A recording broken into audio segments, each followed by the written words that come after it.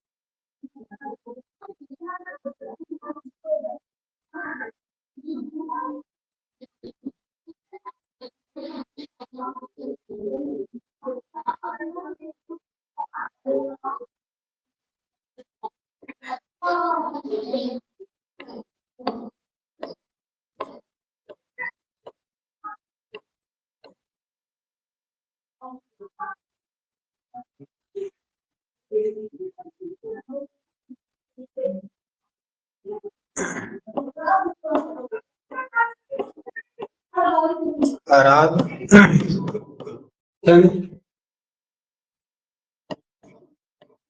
लगनिया।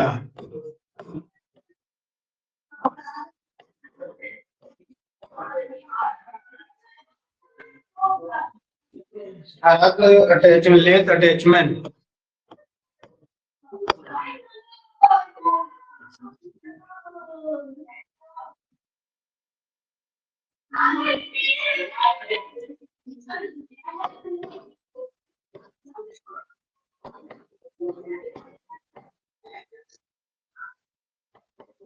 Lathe attachment.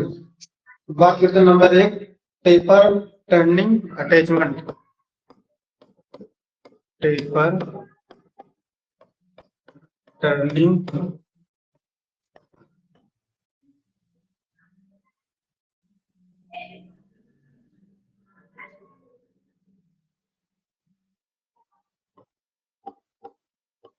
Attachment.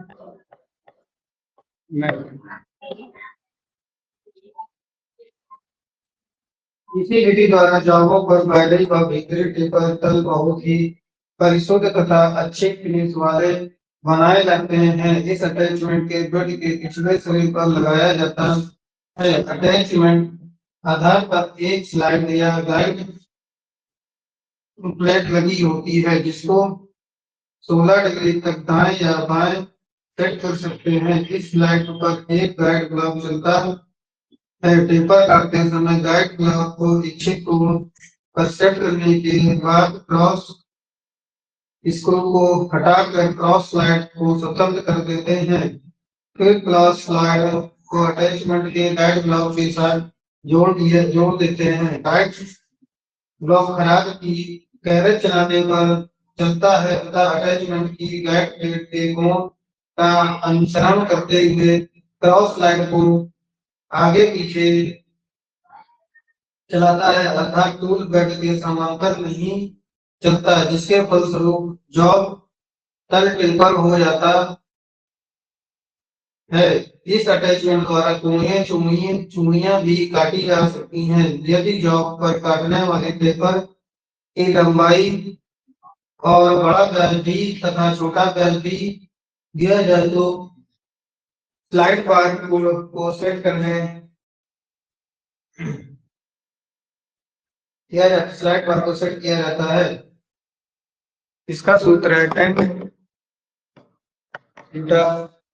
Upon D minus small D upon 2।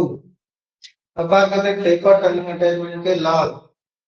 Number 1, वह आंतरिक taper काट सकते हैं। नंबर 2, टेक कंपाउंड स्लाइड की अलाइनमेंट को बार बार घूमना या हिलाना नहीं पड़ता। नंबर 3, इसका अलाइनमेंट बहुत आसान है तथा शीघ्रता पूर्वक की जा सकती है। नंबर 4, स्वचालित फीड लगाई जा सकती है जिसके फलस्वरूप कार पर अच्छी फिनिश आती है और उत्पादन दर भी वृद्धि होती है।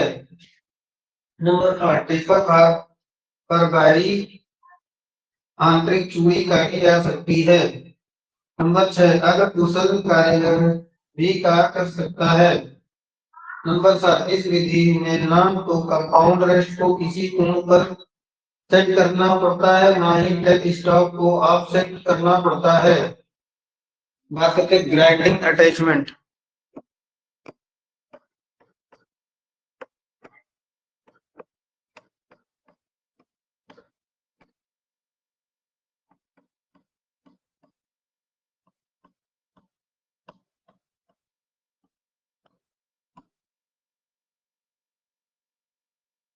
खराब मशीन पर अति परिशुद्ध व फिनिश जॉब बनाने के लिए ग्राइंडिंग अटैचमेंट का उपयोग किया जाता है।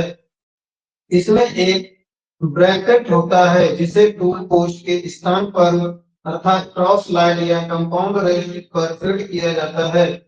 इसीलिए इसे टूल पोस्ट ग्राइंड भी कहते हैं। ब्रैकेट के अपने सिरे पर एक स्पिंडल लगा होता है। स्पिंडल के दाईं सिरे पर ग्राइंडिंग व्हील तथा बाएं सिरे पर पुली लगी होती है। वह ऊपर की ओर एक विद्युत मोटर फिट की होती है। मोटर पुली से स्पिंडल पुली को पट्टे द्वारा चाल प्रदान की जाती है। इस अटैचमेंट के द्वारा चक या केंद्र बंधे जॉब की बाहरी तल को समांतर अथवा टेपर ग्राइंडर ग्राइंड कर सकते हैं। भीतरी ग्राइंडिंग के लिए ग्राइंडिंग व्हील को खोलकर इंटरनल ग्राइंडिंग व्हील का उपयोग किया जाता है। सामान्यतः सरफेस स्पीड टर्निंग से 3 से 4 गुना अधिक ग्राइंडिंग व्हील की स्पीड 2500 चक्कर प्रति मिनट होनी चाहिए। ग्राइंडिंग व्हील की दिशा कार्य की दिशा के विपरीत होनी चाहिए तथा ग्राइंडिंग स्पिंडल को खराद के अक्ष पर ही सेट करना चाहिए। इनके अतिरिक्त निम्न संलग्नियां भी लेथ मशीन पर फिट करके काम में लाई जा सकती है। सामान्यतः इनका प्रयोग विशेष कार्यों के लिए किया जाता है। Number 1,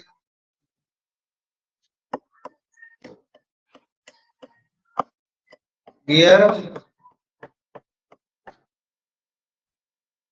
cutting attachment.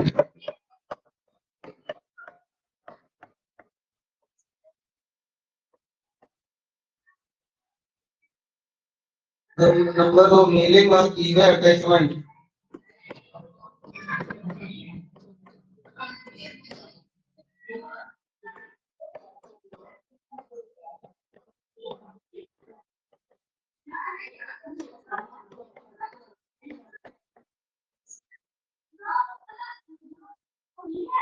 Number 3, कॉपिंग attachment.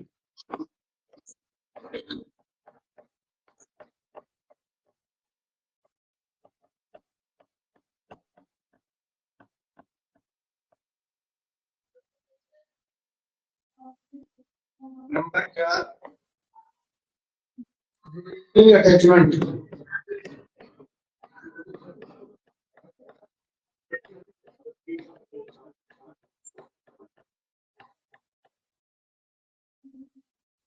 Number 5, ball Corning attachment.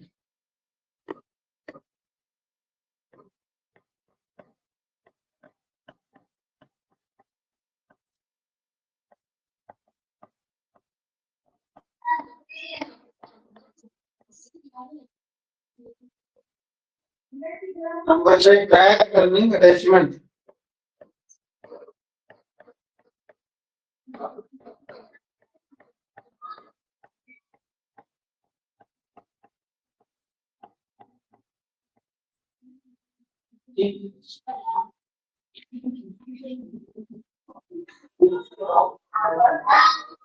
बात करते हैं खराब पर की जाने वाली ऑपरेशन, मतलब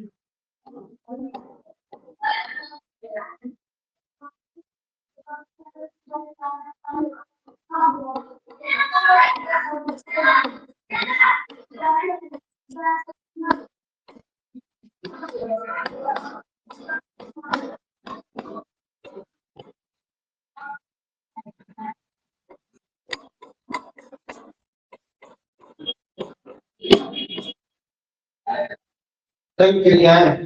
खराब पर जॉब या कालखंड पर से अतिरिक्त पदार्थ को हटाए जाने की विधि को खरादन कहते हैं। खराद पर विभिन्न उद्देश्यों के लिए भिन्न भिन्न तरह की खरादन की जाती है, जिनका विवरण नीचे दिया गया है। खराद मशीन पर की जाने वाली संक्रियाएं। खराद संक्रिया मुख्य 2 भागों में बांटी गई है।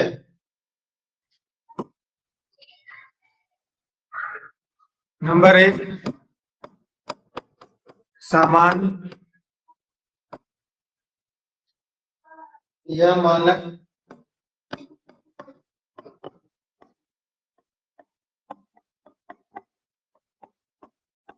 संक्रियाएं।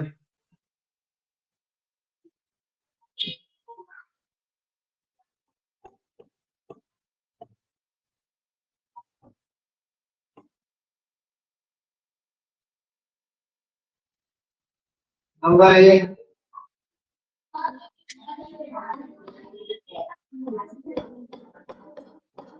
रेसिंग। नंबर दो, प्लेन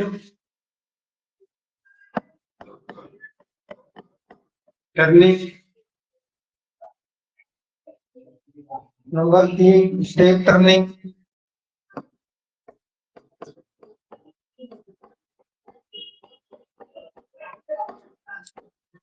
नंबर चार, उच्च केंद्रीय टर्निंग।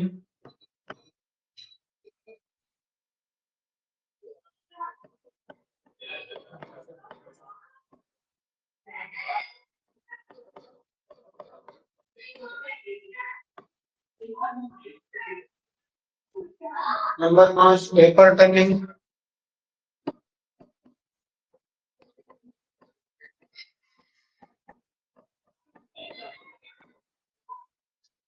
नंबर छह,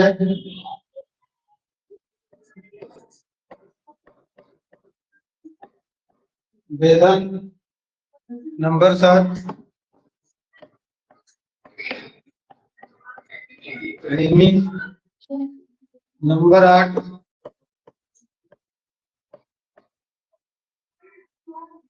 आवेदन।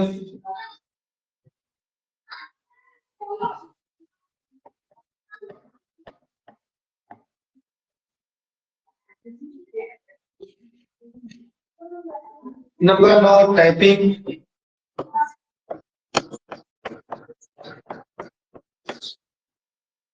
नंबर दस, पार्सिंग।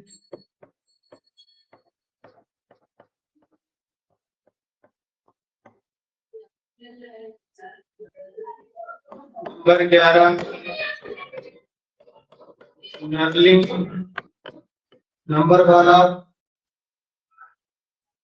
झिरी या अंडर कटिंग, झिरियां हुआ।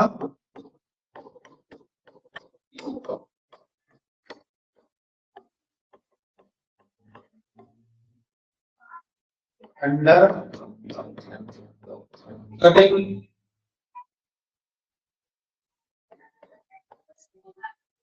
नंबर 13,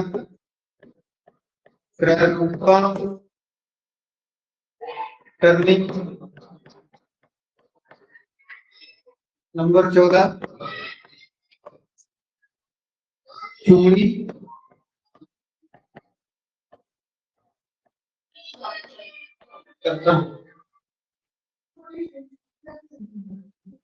ठीक।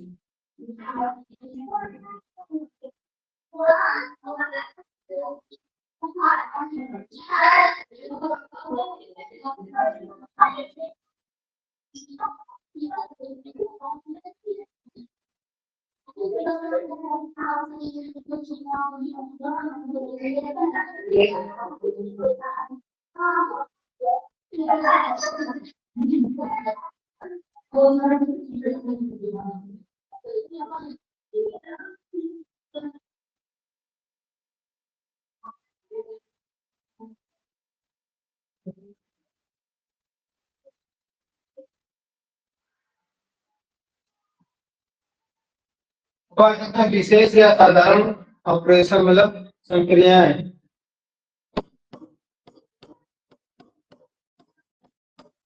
विशेष या असाधारण।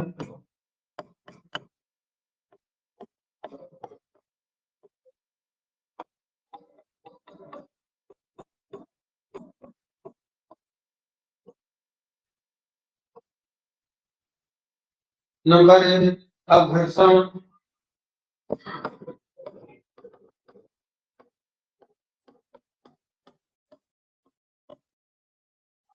नंबर दो, कॉपिंग। नंबर तीन, रिलीविंग।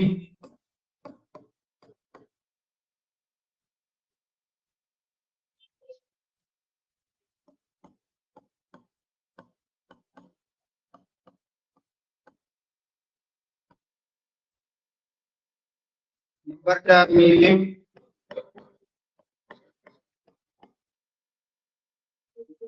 नंबर 5 चाबी घाट। नंबर 6 स्प्रिंग बनाना।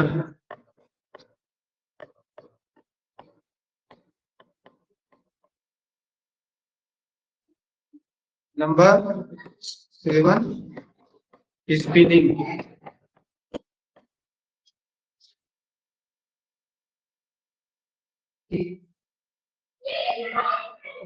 खराद पर विभिन्न संक्रिया करने के लिए जॉब को निम्नलिखित तरीकों में से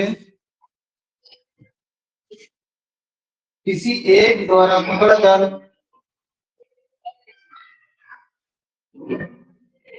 यह सहारा देकर घुमाया जाता है।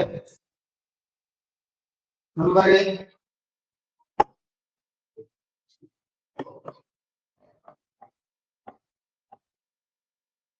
चक्र में कार।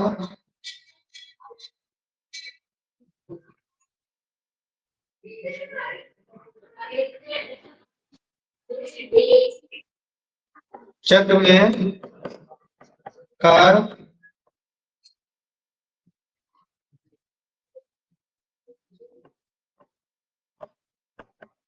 पकड़कर।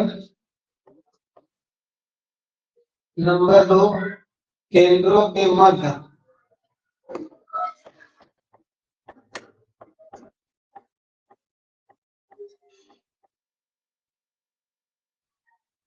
नंबर 3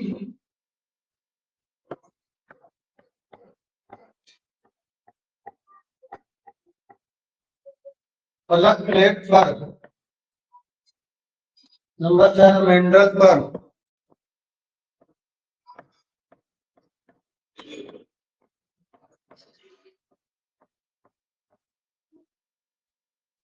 नंबर 5 जी गया पिक्चर में।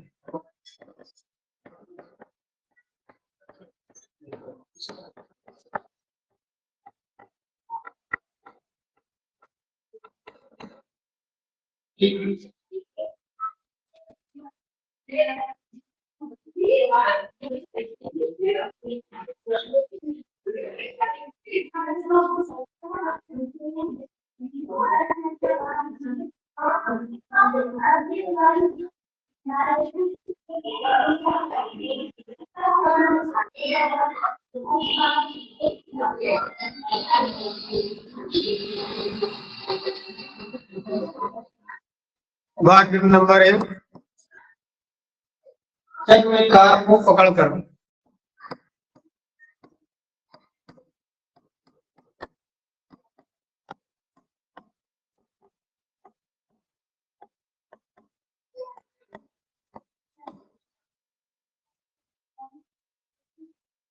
खराद पर बहुत से ऑपरेशन जॉब केंद्रों के मध्य में पकड़कर किए जाते हैं, परंतु कुछ कार्य तो केवल चक्र में ही पकड़कर किए जा सकते हैं, जैसे बिलिंग, रीमिंग, काउंटर ओरिंग तथा भीतरी चूड़ी एवं बहुत से खरादन इत्यादि। गोल जॉब को 3 जॉब वाले चक्रों में पकड़ा जाता है, क्योंकि इस चक्र के जॉब को अपने आप सही केंद्र पर पकड़ लेते हैं तथा 4 जॉब वाले चक्र को वर्गाकार, आयताकार, गोलाकार एवं विषम आकृति वाले जॉबों को अधिक परिशुद्ध एवं मजबूती को पकड़ने के लिए उपयोग में लाए जाते हैं, क्योंकि इसके प्रत्येक जॉब को आसानी से कहीं भी सेट कर सकते हैं। जॉब पर 4 जॉब वाले चक्र में केंद्रीकरण। जॉब के अनुसार चक्र के जॉब को खोले या चक्र पर लगे घेरे द्वारा लगभग केंद्र में जॉब पकड़े, फिर दाएं हाथ में जॉब लेकर धीरे धीरे घूमते हुए जॉब पर निशान लगाए। यदि निशान एक स्थान पर आए तो इसके विपरीत जॉब को ढीला करके निशान जॉब को कसे। जब तक जॉब के चारों ओर एक समान निशान न आ जाए, इस विधि को अपनाएं। इस विधि को चक्र विधि भी कहते हैं। इसके अतिरिक्त जॉब को अधिक परिशुद्ध पकड़ने के लिए निम्नलिखित विधियां अपनाई जाती हैं। नंबर 1 टूल होल्डर द्वारा, नंबर 2 सरफेस गेज, नंबर 3 विंडलर विधि द्वारा, नंबर 4 डायल इंडिकेटर द्वारा। ठीक, अब बात करते हैं फेसिंग।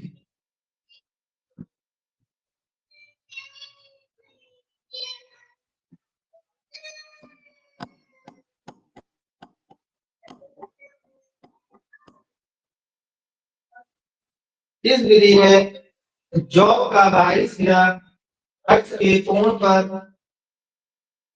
समतल बनाया जाता है ताकि प्रथम सिरे से आगे मापे जाने वाले सभी साइज ठीक तरह से प्राप्त किए जा सकते हैं। इस क्रिया में टूल को जॉब के बिल्कुल केंद्र में सेट करते हैं तथा टूल को थोड़ा सा जॉब की ओर घुमा कर बांधते हैं। टूल का कटिंग एंगल 58 डिग्री रखा रहता है। इससे टूल का कटिंग पॉइंट ही जॉब को काटता है। इस विधि में टूल को जॉब के मध्य से बाहर की ओर लाते हैं। यह क्रिया क्रॉस लाइट द्वारा की जाती है। टूल की फीड हस्त या स्वचालित दोनों प्रकार से दी जा सकती है। केंद्र से केंद्र पकड़े जॉब की फेसिंग करते समय अर्ध केंद्र योग किया जाता है। लंबे तथा बड़े व्यास के जॉबों को फेस करते समय स्थिर स्थित आधार का प्रयोग किया जाता है। अब अगर सीधा टर्निंग मतलब प्लेन टर्निंग।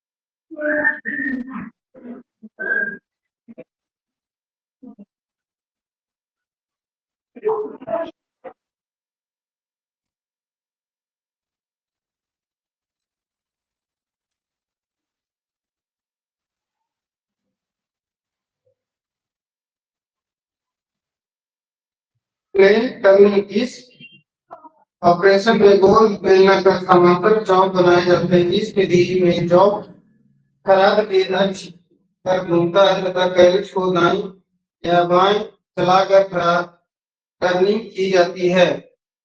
यह दो प्रकार की होती है। नंबर केंद्रों के मध्य, नंबर दो चेक आदि में बांधकर।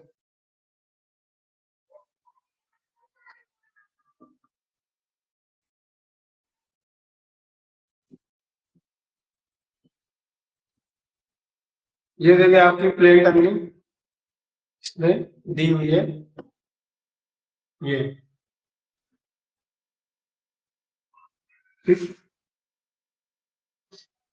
हमारे केंद्रों के मध्य सीधा प्लेन टर्निंग। जॉब या कालखंड के सिरों को फेसिंग या सेंटरिंग करने के बाद जॉब सिरे पर बैंड टेल जॉब कैरियर कस दिया जाता है।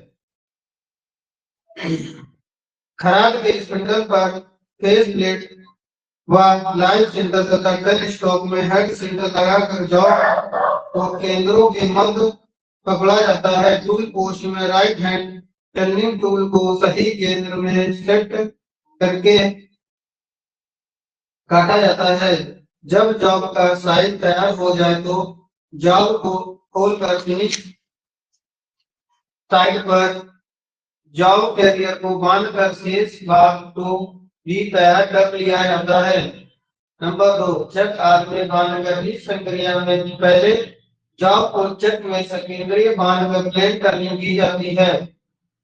फिर जॉब को चक में खोलकर बने भाग को चक में पकड़कर दोबारा केंद्रीकरण करके जॉब के शेष भाग को टर्न करके तैयार कर लेते हैं।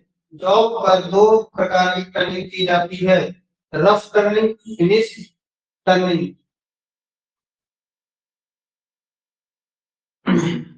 ये देखिए आपको फिगर नंबर 3 में रफ टर्निंग दी गई है। ठीक, किस तरह से ऑपरेशन करते हुए दिखाया गया। रफ टर्निंग कम समय में अधिक दांत को काटना हो तो उसे रफ टर्निंग कहते हैं। इस विधि में जॉब को अधिकतम गति पर गहरा काट लगाकर काटा जाता है।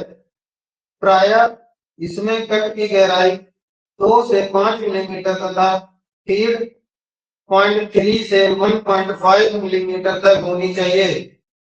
Number 2 finish cut.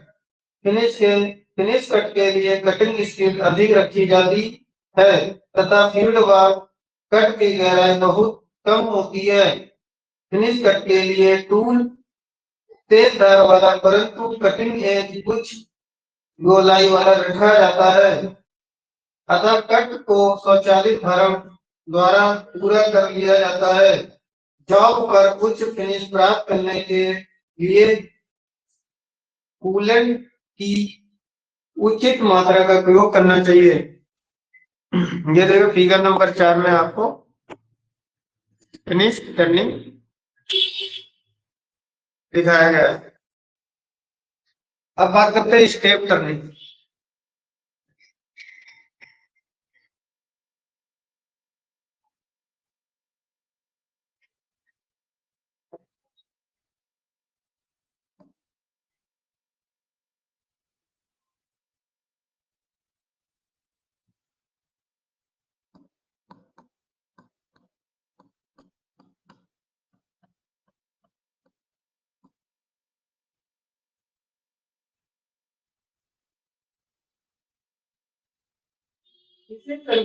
जॉब पर भिन्न भिन्न व्यास के स्टेप टर्न करने हो उसे स्टेप टर्निंग कहते हैं। यह संक्रिया जॉब के केंद्रों के मध्य या चक आदि की पकड़ कर की जाती है।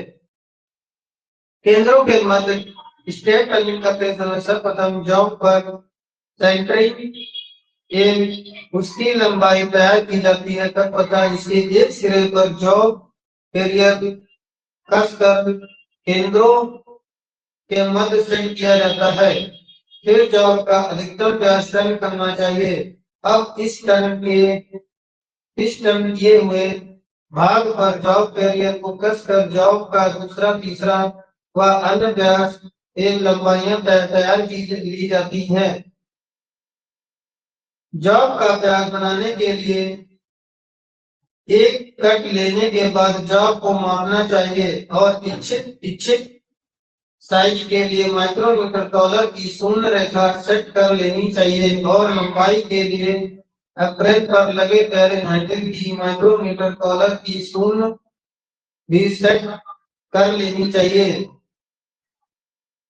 चक आदि में पकड़कर जॉब की स्टेप टर्निंग करते समय जॉब को संकेंद्रीय बांधने के बाद इसकी फेसिंग या बड़े व्यास की अधिकतम दूरी तक टर्न करना चाहिए। फिर जॉब को खोलकर बड़े व्यास वाले स्टेप की मार्किंग करने के बाद टर्न किए भाग को चक में संकेंद्रीय बांधकर दूसरे अधिकतम व्यास वाले भाग इच्छित लंबाई तक टर्न करना चाहिए। इसी प्रकार अन्य स्टेप तैयार कर लेनी चाहिए।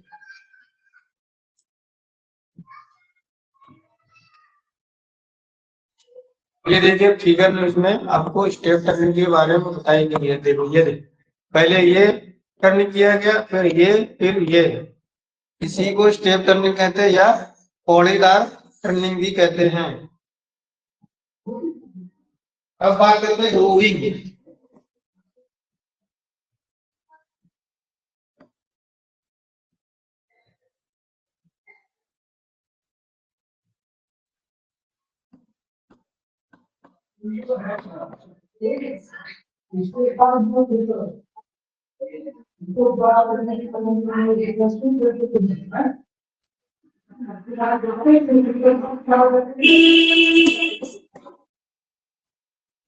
किसी भी समतल या बेलनाकार कालखंड की सतह पर खांचे आदि बनाना ग्रूविंग कहलाता है। संक्रिया सतह कटिंग टूल द्वारा की जाती है। इसके लिए टूल के कटिंग एक ग्रूव या खांचे के अनुसार ग्राइंड कर लिया जाता है।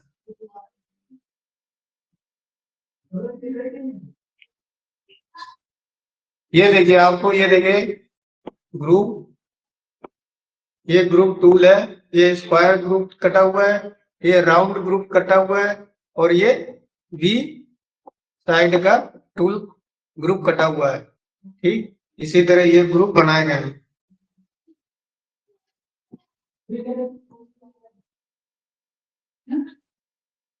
अब बात करते हैं पार्टिंग।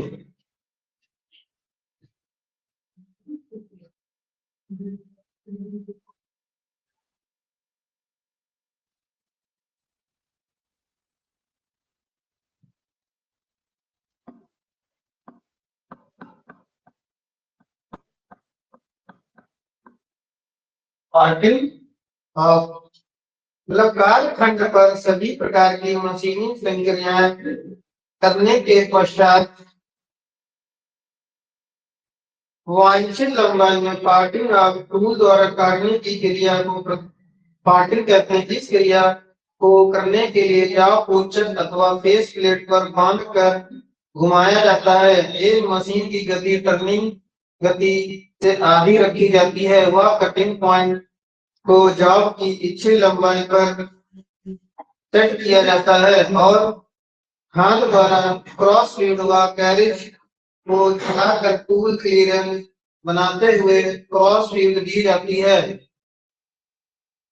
जब तक कि जॉब अलग ना हो जाए यह क्रिया की जाती है। पार्टिंग करते समय कूलेंट का उचित मात्रा में प्रयोग करना अनिवार्य है। धातु के अनुसार कटिंग टूल में रैक क्लियरेंस एंगल एवं चिप ब्रेकर का होना भी आवश्यक है। अब बात करते हैं चैम्फरिंग।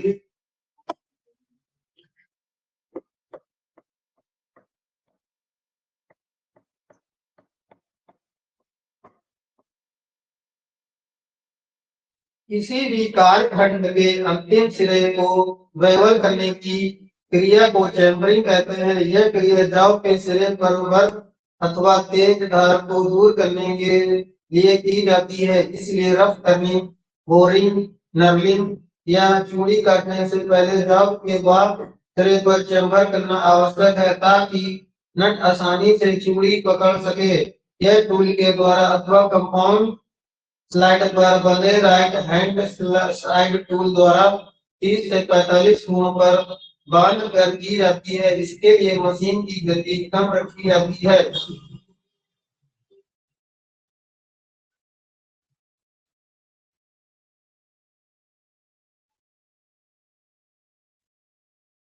अब बात करते हैं फॉर्म टर्निंग।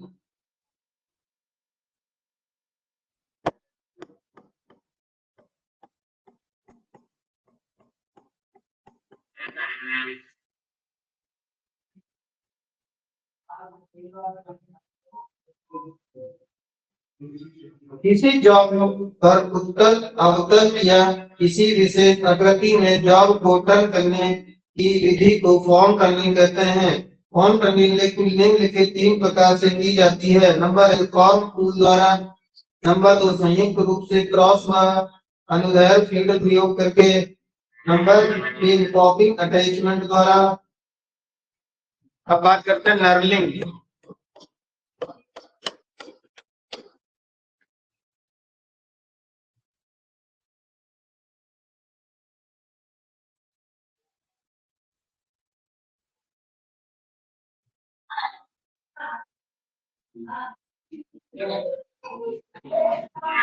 किसी भी गोलाकार जॉब अथवा पुर्जे को हाथ द्वारा मजबूती से खोलते या कसते समय हाथ को फिसलने से रोकने के लिए उस पर नर्लिंग की जाती है। यह मुख्यतः सीधी तिरछी एक डायमंड आकृति में होती है। यह क्रिया नर्लिंग टूल को टूल पोस्ट में पकड़कर की जाती है। इसमें भिन्न भिन्न पिच या ग्रेड से सीधी तिरछी व डायमंड आकृति के रोलर बिट लगे होते हैं। यह रोलर हाई स्पीड स्टील के हाई हार्ड किए होते हैं। पिच या ग्रेड के अनुसार नर्लिंग 3 प्रकार की होती है। नंबर 1 कोर्स अथवा rough knurling. Number 2 medium knurling. Number 3 fine knurling. आकृति के अनुसार नर्लिंग 4 प्रकार की होती है। Number 1 straight knurling. नंबर 2 तिरछी नर्लिंग मतलब helical knurling. Number 3 cross knurling. Number 4 diamond knurling. उपरोक्त किसी भी प्रकार से नर्लिंग करने के लिए काटखंड को केंद्रों के मध्य पकड़ा जाता है। जॉब की गति टर्निंग गति 1.4 रखी जाती है।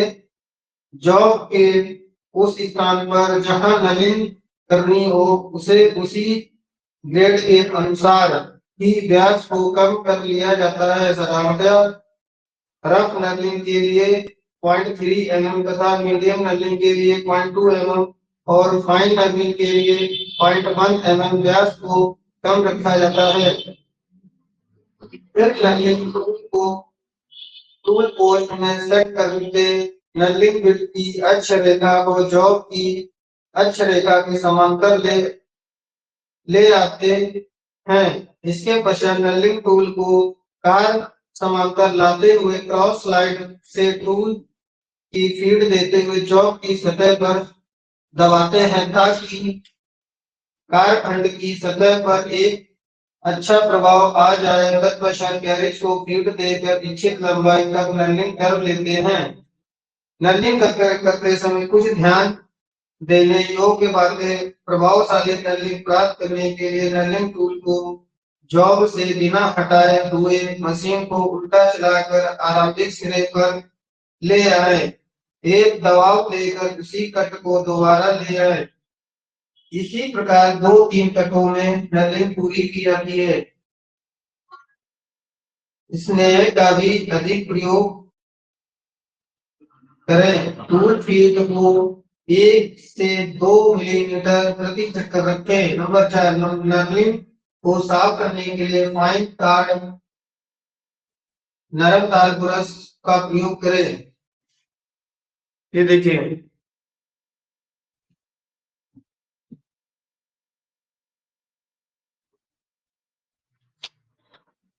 ये आपकी नर्लिंग की हुई है। ठीक, ये आपकी फिगर नंबर 2 में आपको डायमंड नर्लिंग दी गई है। देखो डायमंड आपको कैसे समझ में आ रहा, एक ऐसे दिया, ये जो सिरा दिख रहा है ये एक तरह का डायमंड है, डायमंड तरह की दिख रही नर्लिंग, ठीक। और नंबर नंबर 3 फिगर में ये सीधी नर्लिंग दी गई है, मतलब ऐसे ऐसे। और नंबर 4 फिगर में ये देखो आपको क्रॉस नर्लिंग दी हुई है, एक ऐसे है एक और ऐसे, इसको क्रॉस हो गई और ये सीधी नर्लिंग हो गई, ठीक।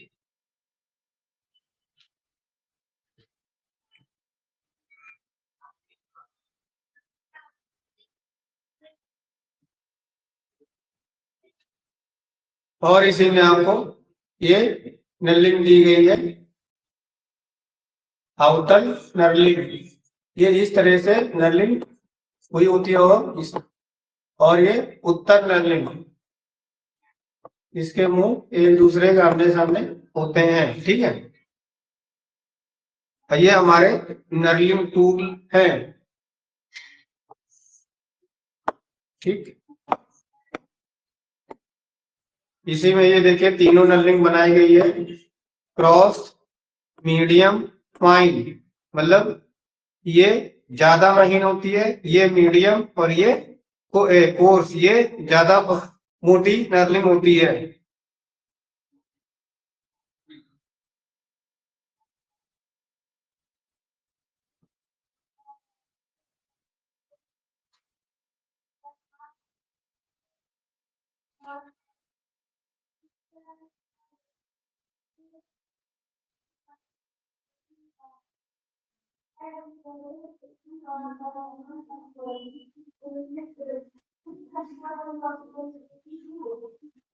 बात करते हैं वो केंद्र खराब, मतलब एसेंट्रिक टर्निंग।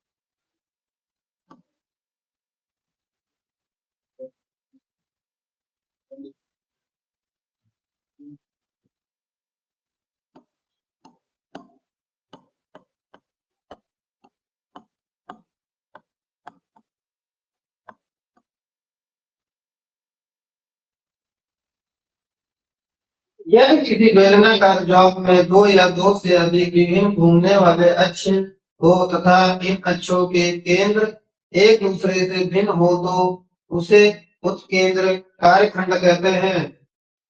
किसी कार्यखंड की दो या दो से अधिक अलग अलग अक्षों पर टर्निंग करने की विधि को उत्केंद्रीय खरारन कहते हैं। इस विधि में क्रैंक शाफ्ट के जर्नल इत्यादि तैयार किए जाते हैं। इस विधि में पहले जॉब की फेसिंग व लंबाई तैयार की जाती है, फिर इसके फेसिंग पर मार्किंग की जाती है। यदि किसी क्रैंक में एक जर्नल हो तो उसे दो केंद्रों के सेटों की मार्किंग की जाती है। इसमें उपकेंद्र अर्थात जनरल की मार्किंग इसके थ्रो की आधी होती है, जिसे हाफ सेट भी कहते हैं। जॉब के दोनों पर सेंट्रल टेल द्वारा सेंट्रल होल कर दिए जाते हैं। तत्पश्चात जॉब कैरियर में पकड़कर इस पर लगे उपकेंद्रों को खराद के केंद्रों के मध्य सेट किया जाता है और टर्निंग से पहले फेस प्लेट या चालक प्लेट पर जॉब को बैलेंस करने के लिए काउंटर वेट लगाकर टर्निंग की जाती है। उत्केंद्र टर्निंग मुख्यतः 3 प्रकार की होती है, केंद्र के मध्य, चक्र में पकड़कर और फेस प्लेट पर जॉब को पकड़कर।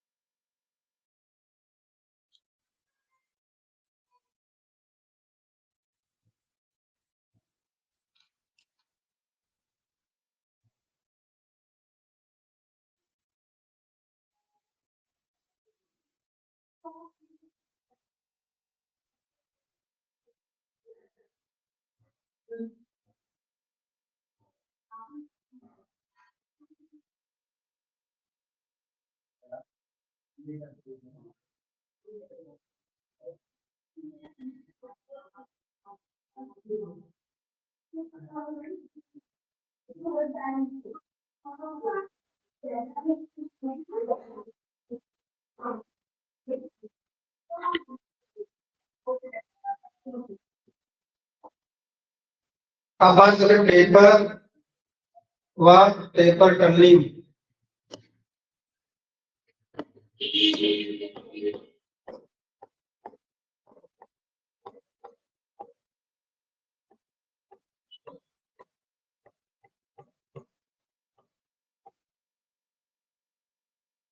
इंजीनियरिंग में अनेकों कोनिकल पुर्जे प्रयोग में लाए जाते हैं। यह पुर्जे चौरस या बेलनाकार हो जाते हैं। मशीनों के निर्माण में ऐसे कोनिकल पुर्जे जिन्हें टेपर जॉब कहते हैं बहुत ही प्रयोग है। जैसे प्राय सभी मशीनों के स्पिंडल में टेपर छिद्र होते हैं जिनमें विभिन्न टेपर सैंक वाले टूलों या जॉब को पकड़ा जाता है। चौरस जॉब में इनकी मोटाई या चौड़ाई में साइज के लगातार व एक समान रूप से घटने या बढ़ने और बेलनाकार में व्यास का लगातार एक समान रूप से घटना या बढ़ना टेपर कहलाता है। खराद और टेपर का अभिप्राय है कि बेलनाकार जॉब के व्यास को निरंतर कम करके कोनिकल सतह बनाना टेपर कोनिंग के विधियों द्वारा व्यक्त किया जाता है। टेपर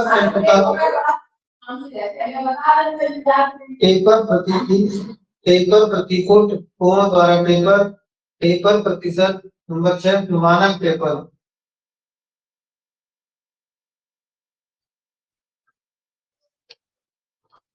टेपर में प्रयोग होने वाले मूल तत्व नंबर 1 टेपर संकुता मतलब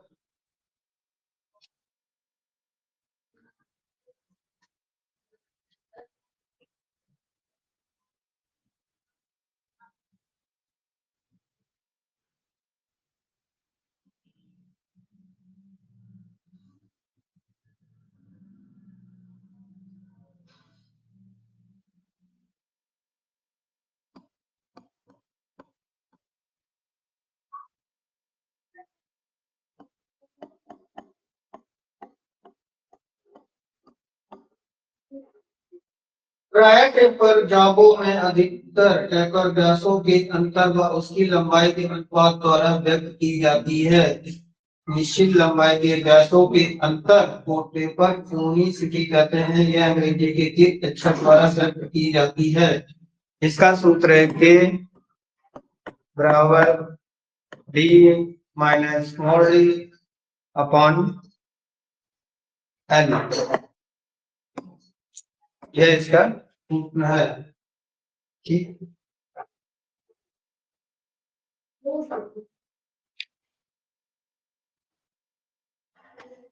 ठीक है।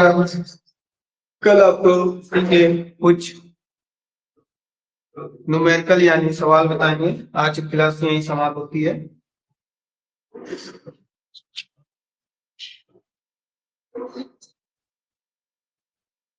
इसको जो पूछना है पूछ सकता है।